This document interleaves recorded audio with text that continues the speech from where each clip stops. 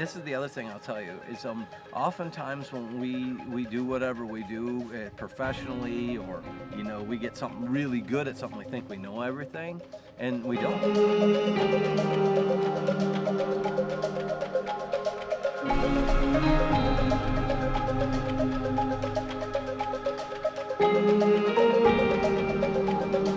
From a beginner perspective, Jake, what is the goal of Hinge-cutting? The number one goal is we need to remove the canopy. Canopy, these trees leaf out and you get zero understory. It just chokes everything up with shade. And so there's no browse, there's no cover, there's no food.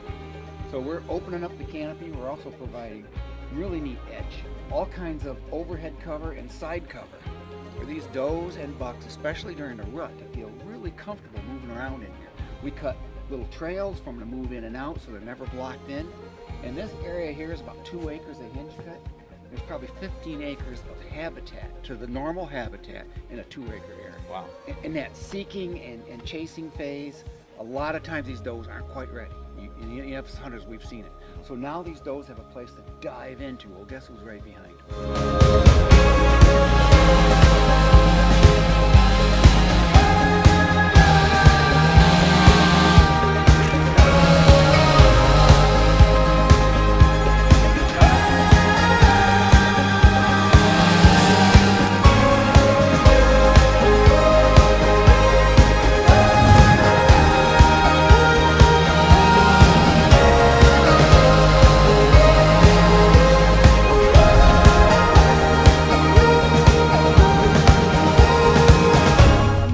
The end goal is to grow and hold mature whitetails.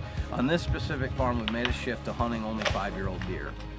So we want to do everything that we can to improve the property to hold those deer for the largest percentage of time. That's the end goal.